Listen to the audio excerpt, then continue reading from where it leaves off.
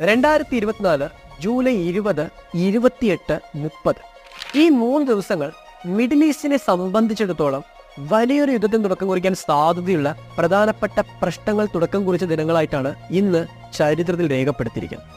July 30-ാം തീയതി ഹമാസിന്റെ leader Ismail ഹാനിയെ Israel ഇറാന്റെ അകത്ത് അസാസിനേറ്റ് ചെയ്തു എന്ന് പറയുന്ന വാർത്ത പുറത്തു വന്നപ്പോൾ ഇത് ബ്രോഡർ വാറിന് തുടക്കം കുറിക്കാനുള്ള സാധ്യത കാണുന്നതായിട്ട് അമേരിക്ക പോലത്തെ പ്രധാനപ്പെട്ട രാജ്യങ്ങളുടെ അഭിപ്രായങ്ങൾ രേഖപ്പെടുത്താനും ഒരു കാരണമായി തീർന്നിരിക്കണം.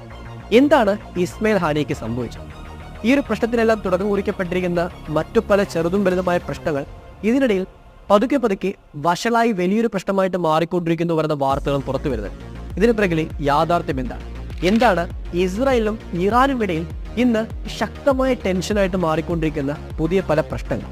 ഇങ്ങനെ മിഡിൽ ഈസ്റ്റിൽ ഇപ്പോൾ സംഭവിച്ചുകൊണ്ടിരിക്കുന്ന നിങ്ങൾ ഓരോരുത്തരും അറിഞ്ഞിരിക്കേണ്ട ചില പ്രധാനപ്പെട്ട കാര്യങ്ങളെ പറ്റിയാണ് ഈ വീഡിയോയിൽ